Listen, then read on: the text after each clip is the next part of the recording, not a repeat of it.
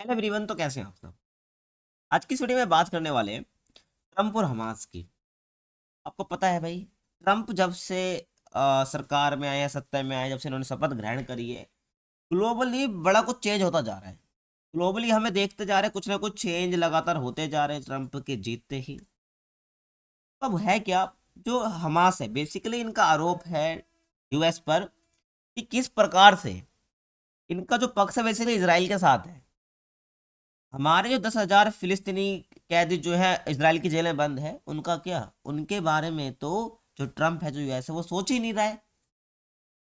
वो सिर्फ इसराइली बंधकों को क्या है, वह छुड़वाने की बात कर रहे हैं, रिहा करने की बात कर रहे हैं। तो यहाँ पर जो ट्रम्प है, ये मध्यस्थता नहीं निभा रहे हैं, ये बल्कि इसराइल के पक्ष में ही है। तो यहाँ पर इन्होंने क्या डबल स्टैंडर्ड का आरोप लगाया है हमास ने ट्रम्प पर, यूएस पर। इसी की बात हम करने वाले हैं। तो देखिए, और एक बात और निकल कर आती है कि जो इसराइल है ना भाई, यूएस और हमास के बीच डायरेक्ट बात का लेकर डायरेक्ट बात का विरोध कर रहा है। भाई इनके बीच में डायरेक्ट बातचीत नहीं होनी चाहिए। जो इनके सीनियर लीडर है हमास के, अल मसरी, उनका कहना है कि हमास और अमेरिका के बीच भी बातचीत हो जाए ना। इसका मकसद बेसिकली क्या है, शांति लाना है। क्या है इसका मकसद, बेसिकली शांति लाना है। ठीक है, हमास युद्ध विराम के दूसरे फेज पर बातचीत के बदले बंधक मुद्दे को हल करना चाहता है। जो हमारे बंधक है वो छूट जाए, इसको हल करना चाहता है। लेकिन भाई जो इसराइल है, वो हमास यूएस के डायरेक्ट बातचीत का विरोध कर रहा है। ठीक है, और इसराइल ने भी क्या इस बातचीत का कड़ा विरोध करा है, ध्यान रखिए। और इसराइल के जो प्रधानमंत्री है बेंजामिन नेतन्याहू, ठीक है, नेतन्याहू, उनका जो भरोसेमंद भाई कौन, रोन टेरमर, और अमेरिका का स्पेशल प्रतिनिधि है एडम बोलर, जिसको क्या है भाई नियुक्त कर रखा है ट्रंप ने इस मामले के लिए। इस मामले के लिए आप, ये बंधक के मामले के लिए, ठीक है, जो इसराइल और हमास के बीच में जो बंधक का मामला है, इससे निपटने के लिए यहाँ पर क्या है, दोनों को यहाँ पर इसको नियुक्त कर रखा है, एडम बोहलर को। बेसिकली इन दोनों के बीच में जो बेंजामिन नेतन्याहू हुए हैं, इनका जो रोन डेरमर है, और जो प्रतिनिधि एडम बोहलर, इनके बीच तीखी बहस हुई थी इसी को लेकर। ठीक है, अब राष्ट्रपति ट्रंप ने बंधकों के मामले के लिए इनको नियुक्त करा है। अब पीछे चलते हैं, ठीक है।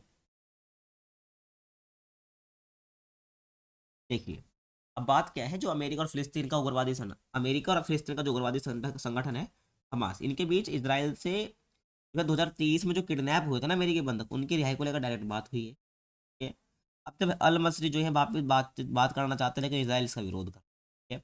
अब इसी को लेकर यहाँ पर ये ट्रंप पर आरोप लगा देते हैं। देखिए, तो क्या है, जो अल मसरी का कहना है कि ट्रंप का पूरा सोच जो इसराइल के बंधकों पर है, उनकी रिहाई पर ही है, जबकि उन्होंने इसराइली जेल में बंद जो 10,000 फिलिस्तीनी कैदी हैं, उनको क्या पूरी तरीके से नजरअंदाज कर दिया गया है। और अमेरिका ने खुद को मध्यस्थ की बात बताइए, मध्यस्थ का कार्य कर रहे हैं, लेकिन अमेरिका ने खुद को मध्यस्थ के बजाय लड़ाई के एक पक्ष के तौर पर पेश अपने आप को किया है। ठीक है, समझ आया। आगे चलते हैं। देखिए, हमास, आपको ही पता होगा, जो ट्रम्प है वो लगातार भाई गाजा को खाली करने की बात कर रहे हैं। तो इसलिए हमास क्या बोला, गाजा को जबरन खाली नहीं कराया जा सकता।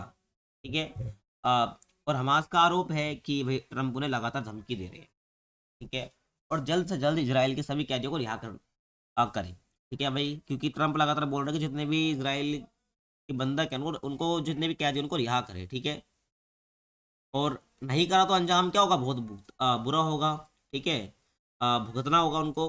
तो अल मसरी इसको लेकर कहा कि ट्रंप को जो बाइडेन की नीतियों पर नहीं चलना चाहिए। ठीक है, उनको दोनों साइड की देखनी चाहिए। और अल मसरी ने यह भी कह दिया कि भाई हमें धमकी देने से कुछ नहीं होगा, और गाजा के जो लोगों को जबरन उनके घरों से हटाने का कोई भी प्लान आपका सफल नहीं होगा, सक्सेसफुल नहीं होने वाला है। ठीक है, अल मसरी का जो बयान था मैंने आपको बता ही दिया है। जो इसराइल है वो डायरेक्ट बातचीत का विरोध कर रहा है।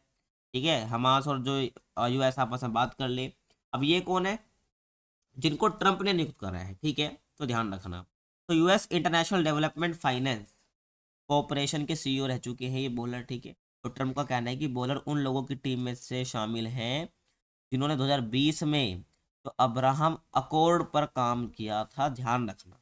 ठीक है, तो ये आज की वीडियो थी, तो मुझे आपको बताना था।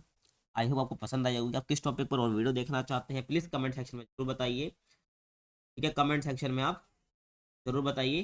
ठीक है, अब बाकी मिलते हैं आपसे अगली वीडियो में। अगर आपने चैनल को सब्सक्राइब नहीं करा, सब्सक्राइब कर लीजिए। तब तक के लिए कीप वॉचिंग।